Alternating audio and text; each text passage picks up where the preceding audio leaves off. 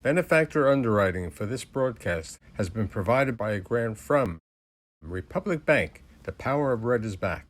Major underwriting support for this broadcast has been provided by grants from New York Community Bank, M&T Bank, Perfect Building Maintenance, Customers Bank, Collins Building Services, Marks Paneth.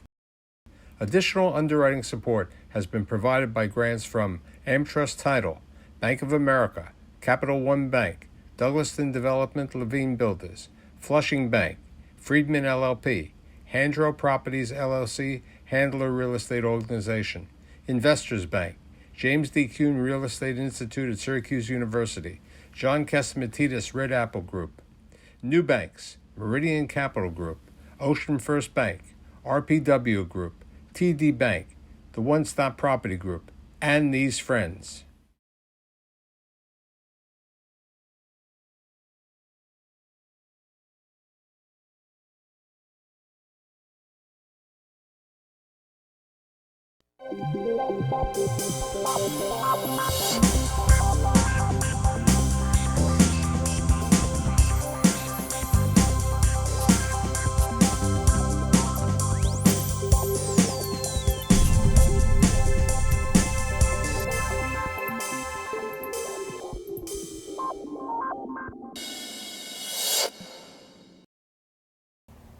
Long Island. Lots of things are happening in Long Island. My apple over there is very shiny for Long Island.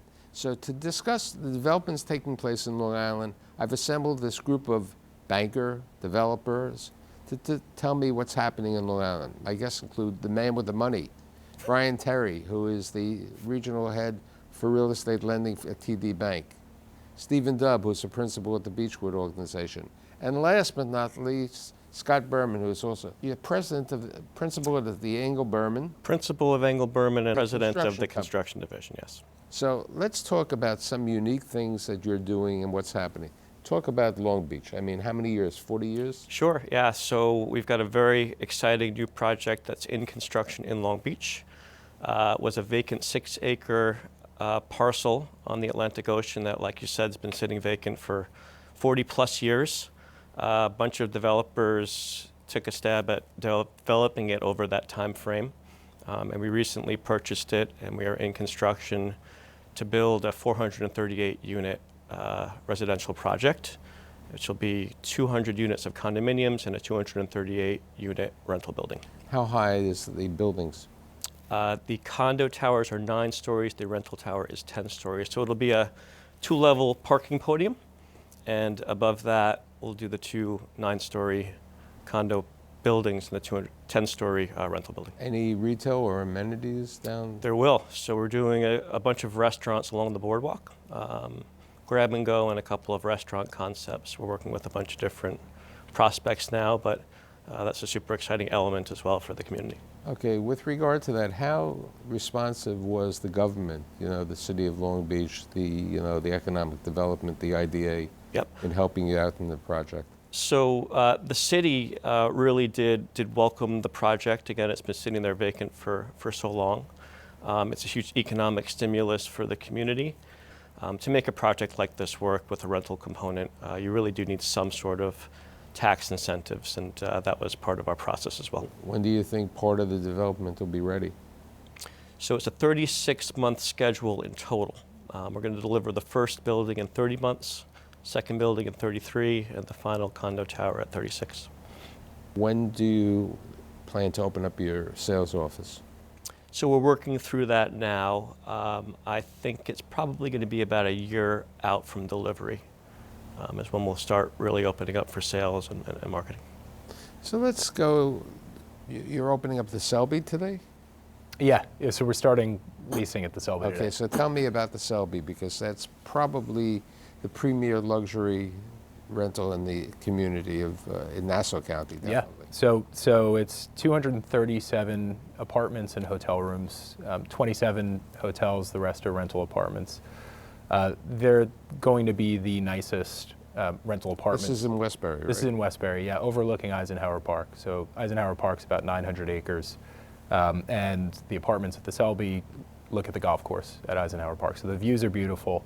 The apartments are condo-sized and have finishes that are nicer than most of the luxury condominium product that's for sale on Long Island. So we have all Viking appliance kitchens. We have 7-inch wide plank oak floors, German cabinets from a company called Stormer, brushed brass fixtures, and an amenity package that's pretty unrivaled by anything else that's been built in Nassau or Suffolk County. Is it geared to 55 and older? So it's not age restricted, but most of our renters are going to end up being over 50. We have a sister building to the Selby that we opened in 2018 called the Vanderbilt. That's 195 units.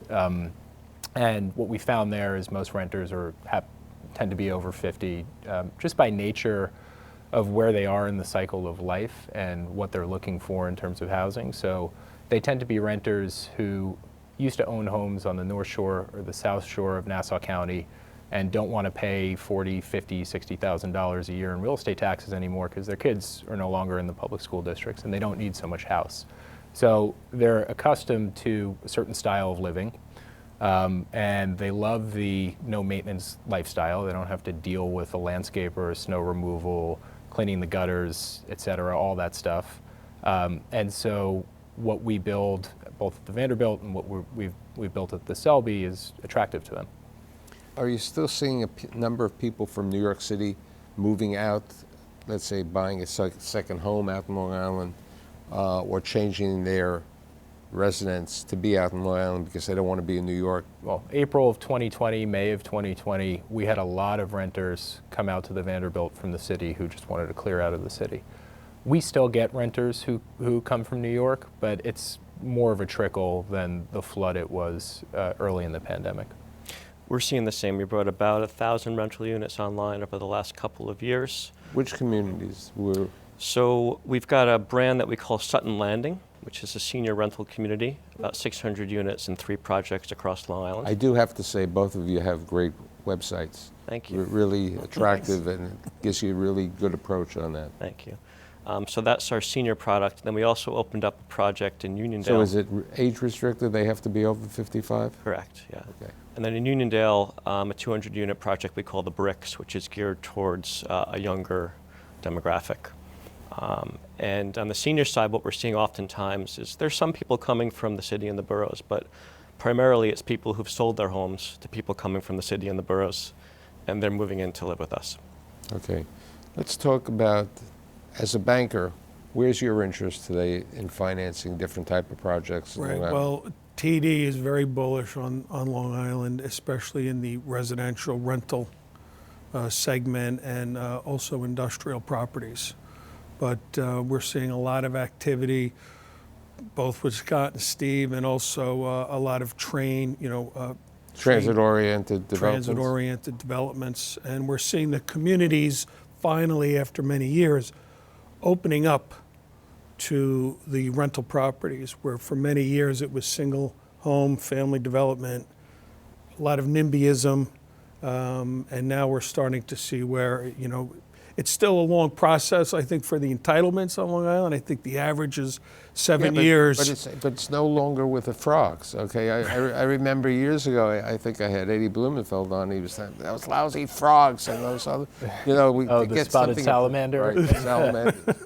But I think what Brian said is an important point. I think we've all seen a real paradigm shift on the island over the last 5-7 years, where the communities have become more accepting of rental housing.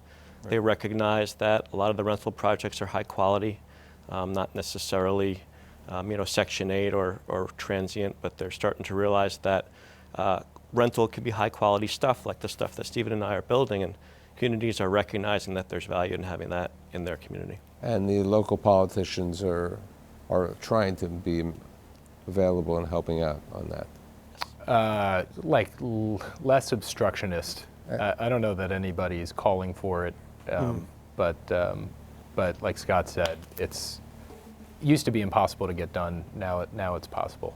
What about repositioning of assets? Okay, taking different properties, and it's even, the Long Beach project has been vacant for 40 years. Okay, where are your developments? What was on the property before? Were they industrial sites? Were they, they repositioning of the properties? pretty much everything we do is a redevelopment of a prior use that has passed its useful lifetime. So the Selby was a 90,000 square foot big box retail building that had been vacant for pretty much 20 years. I mean, it had some short-term tenants, but that big box retail market had left Merrick Avenue and wasn't coming back. So I think it was a good redevelopment of a use that was no longer serving the community. Our Meadowbrook Point development down the block used to be the Roosevelt Raceway racetrack. So there's very little green land or forested land left to build on in Long Island. What about, we were talking, what about Calverton? There is land out there. In Suffolk County, there's still land. There's actually some larger land parcels available. Calverton was a former Navy-owned, Grumman-operated facility that we bought in 2001. It had 14 industrial buildings, and it had about 100 acres of vacant land where we could have built more industrial, but decided to shift gears, and we actually built a really interesting drug addiction research and rehabilitation facility in partnership with Northwell Health. It's a very unique approach to drug rehabilitation because of the research component, and really takes a very modern approach where we treat addiction not like a moral failing, but like a disease. And it's been doing great. We're open almost 2 years now. Let's talk about the Bristol. I mean, because you've made a major name in Long Island on the Bristol. Talk about that. So Bristol is our assisted living brand. It's a high-end rental model of assisted living. We've got about 30 senior living properties across New York and New Jersey. And we're currently expanding that brand into Southeast Florida, but it's really grown into a very well-known brand across the region. And we're actively expanding it into Florida, which makes a lot of sense for us. It's a lot of the same people. Let's talk about the Hamptons. I mean, he has one water, you have a different water. COVID obviously gave a shot in the arm to the Hamptons. But if you remember pre-COVID, there had been this boom of spec builders building single-family McMansions all over the Hamptons, and there was an oversupply issue. And the market had been dragging for a couple of years. And then COVID happened. Suddenly there's this wave of people who either wanted to move out to the Hamptons full-time or wanted to secure their property so they knew they had an option if they were going to be going back and forth in the future. And the market has stayed strong even though the pandemic seems to be hopefully ending. And it's been good for us. So we were lucky in the sense that we had a project called The Latch, which was the redevelopment of the Village Latch Inn. It was 5 acres right in the heart of Southampton Village, about a block's walk to Main Street. And we were just getting ready to bring them to market when COVID hit. And so it's 20 condominium homes. 3 of them are in our redevelopment of 2 historic buildings, the Latch Inn itself, and then a home called the Terry Cottage. And the rest of them are brand new townhomes behind those 2 historic buildings. And we're all sold out. We sold out this summer.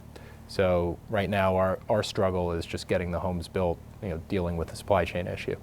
But we're happy to be sold out there. It turned out to be a great project, and we are getting ready to start a 22 single-family home project that we're going to bring to market this summer in West Hampton Beach Village. So you're going to go to market this summer? Yeah. And I shouldn't leave out Oneck Landing. So on the bay in West Hampton Beach, we have a 4-house subdivision. 3 are sold. We've got 1 house that's under construction now that will be ready for occupancy this summer, and that's priced at about $6 million on an acre of land. Mr. Banker, what's your feeling on retail? I mean, people are still shopping. Long Island's a little bit different. I think it's gotten a bad name, the retail, but if you're well-positioned, even the outdoor strip centers or the well-positioned malls, they're still pretty much well leased. And when you do see vacancy, there are other tenants that are, if they like the location is strong, you're still seeing leasing activity. They financed a 115,000 square foot retail center for us at the foot of our Country Point Plainview development. And it's about 80,000 is a ShopRite grocery store, and then the rest is inline retail, restaurants, fitness, et cetera, and we're 100% leased. We focused on leasing to businesses that would be a nice amenity for our residents at Country Point Plainview, but also businesses that were somewhat internet proof. Let's talk about Yaphank. I think Alan Rose had Yaphank close to 50 years, okay, before he did anything. The Yaphank project is a master plan development being developed by Alan Rose, by AVR. And it's got a rental component, it's got a big retail component. They just opened this brand new Walmart Supercenter. Oh, they opened up the Walmart's open quarter now. million square foot Supercenter. Yeah, it's massive. They've got a hotel, and then they've got for sale age-restricted housing, which is the part of the development that we're building. It's called Country Point Meadows at Yaphank. 400 homes for people aged 55 and over. Our sales prices now range from $550,000 up to $800,000. We have a mix of product. Some are villas, some are townhomes. Everything is master bedrooms on the first floor. And I want to say we've got about 120 homes left to sell. So Yaphank's a place that a lot of Long Islanders couldn't point to on a map a couple of years ago. And so starting sales there was a bit of a risk for us, but it's turned out to be a great community. And in Suffolk County, the real estate taxes for condos are incredibly low. So you can buy an $800,000 condo in Suffolk County and your taxes will be $8,000 a year. If you buy an $800,000 house in Suffolk County, your taxes are going to be $25,000 a year. So for Long Islanders who want to stay on Long Island and don't want to suffer under the high real estate tax burden, buying a condo in Suffolk County makes a lot of sense. We just wrapped up Project The Seasons at Elwood, which was also a 55-plus condominium community that was very successful. And we opened up down the street in Dix Hills, The Seasons at Dix Hills, and we're more than halfway sold out in about a year. So I have a question. And you know, when the first age-restricted communities really came into in Long Island, which may be 30 years ago or 35 years ago, what's happening to those properties? I mean, how are they being maintained? I'll give you an example. I think you had the one in West Hampton next to, you took over for Pulte. We did. Other way around. We did all the land use and sold it to Pulte. Right, okay. They then built it and sold it out and did well with it. But those communities are still thriving, Right, from what I because can it's see. close to 25 years since that was built over there. Yeah, and again, I think they're still doing well. I think we're still somewhat underserved for that product type. I think there's been a shift away from some of the seniors, some more market rate, which is a good thing for the island. We can't all be senior, but I think people prefer to have the opportunity to have all different ages over there. I think seniors prefer to seeing younger people in the neighborhood so they don't have to worry about just seeing the ambulance come in a property which is 30 years of age. So in Uniondale, we've got two projects side by side. The Bricks, which I mentioned earlier, which is geared towards young people, and one of our Sutton Landing communities, which is 55 plus. And they're independent, they have their own clubhouses, but the two do share a lot of commonality. It's interesting. Where are the opportunities? Okay, you know, there's limited land, as you said, out there. There's governmental controls, which are still out there. But where are the opportunities besides, everybody loves industrial. But 25 years ago or 50 years ago, when your father went into this business, industrial, what a crappy asset. I don't want it. You know, it was something that nobody wanted over there. So where are the opportunities? I mean, do we see potential life science in Long Island, in Nassau and Suffolk County? I mean, because life science has a dire need in New York. It's a zero vacancy factor over here. And you also have, you know, as you said, leading, you know, you have Northwell Health, and you have everybody else opening up over there.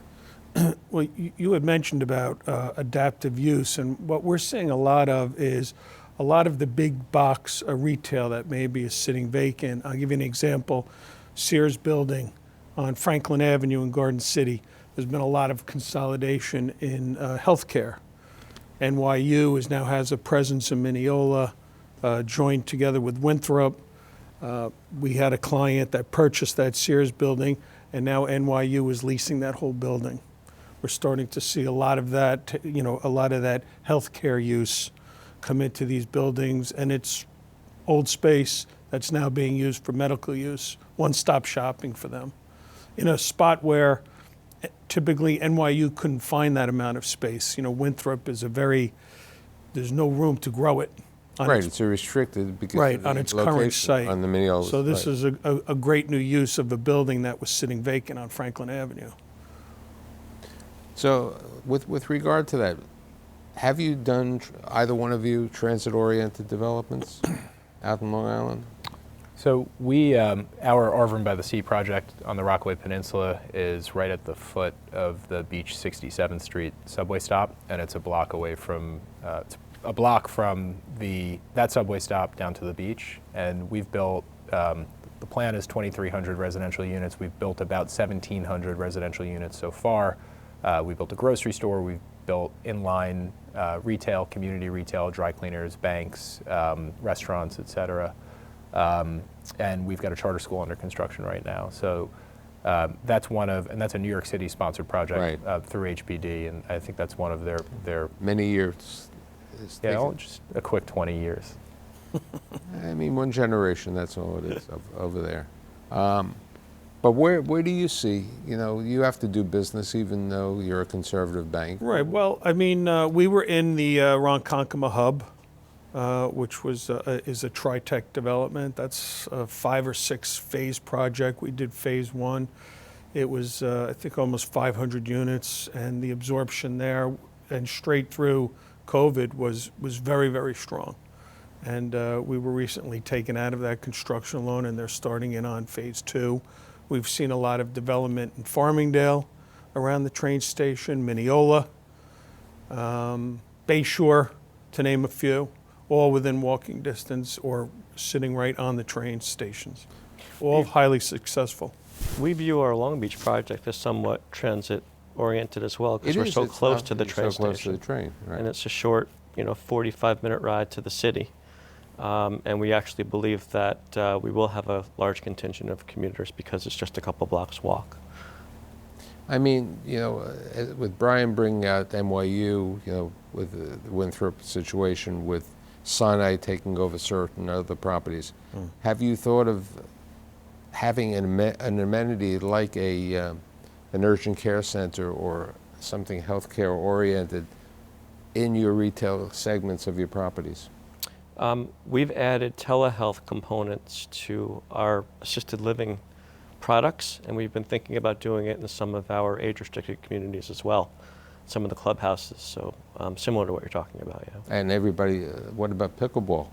Pickleball, we got pickleball. We've got pickleball. I Gotta have pickleball. What? You gotta have pickleball. You have to, I mean, somebody told me about a pickleball court that it's in Manhattan. I said, where? They have a bubble? No, literally like on 38th Street or 37th Street, because, everybody wants pickleball. Have you played it? It's a lot of fun. I have played it Yeah. recently. It is a lot of fun over there. What about new players coming into town? You brought up the fact that Southern Land is coming into town. And at one time, you had the national guys. Then they stopped walking away a little bit because they couldn't really feel comfortable dealing with the political. I think they had a hard time with, like you said, the political environment, navigating through the different towns and municipalities, of which we have hundreds. Right. But over time, I think that a lot of them have started to figure it out. We're seeing more Toll- national competition Is Toll in coming our out product there? types.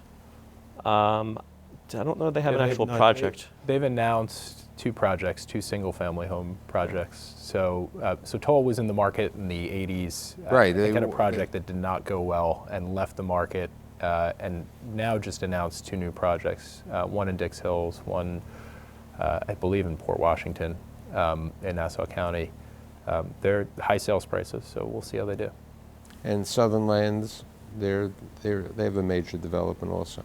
Southern Land's been working at it for years and years. Yeah. So I think they're just getting out of the ground with Are you regards to seeing any project. new players in town entering Long If Island? anything, it's really been on the industrial side more than anything. We're seeing groups coming in that I've heard these land prices of $3 million an acre.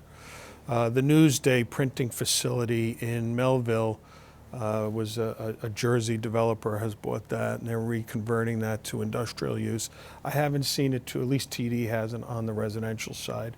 we're very comfortable with our, call it shallow pool of developers that we know very well and we know, understand the market out here.